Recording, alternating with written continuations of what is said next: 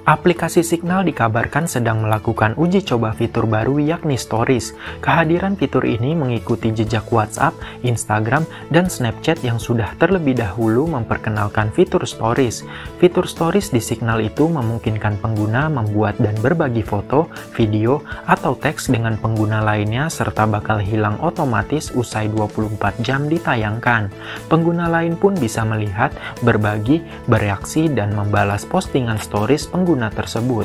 Jika pengguna tidak menyukainya, mereka bisa menonaktifkan fitur Stories tersebut di menu pengaturan.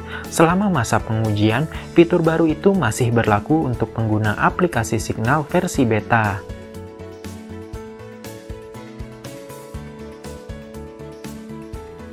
Spotify dilaporkan bakal mem-PHK sejumlah karyawan mereka yang berada di divisi podcast.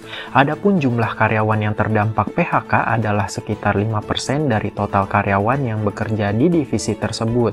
Tidak disebutkan secara rinci berapa jumlah karyawan divisi podcast yang di-PHK. Selain itu, Spotify juga dikabarkan bakal melakukan penyesuaian jabatan pada sejumlah karyawan yang ada di divisi podcast. Pihak Spotify sendiri tidak memberikan pernyataan resmi terkait kabar PHK sejumlah karyawan dari divisi podcast tersebut. Namun, keputusan PHK itu kabarnya dilakukan Spotify untuk menghemat dana dan mengalihkan dana tersebut untuk program podcast andalan Spotify yang tergolong masih baru.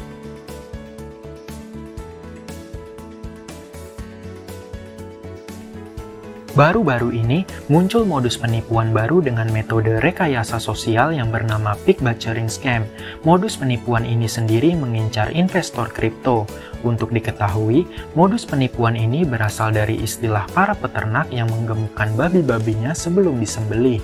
Pelaku penipuan seolah menggemukkan babi alias korban dengan iming-iming keuntungan. Setelah mendapat keuntungan dan korban tergoda, pelaku kemudian menyembelih dengan cara menguras harta korban. Skema penipuan Peak Butchering Scam ini telah mendapat sorotan dari Biro Investigasi Federal Amerika Serikat atau FBI. Saat ini, modus penipuan tersebut juga kabarnya sudah terjadi di Indonesia. Salah satu korbannya mengaku kehilangan hingga 550 juta rupiah karena penipuan dengan modus tersebut.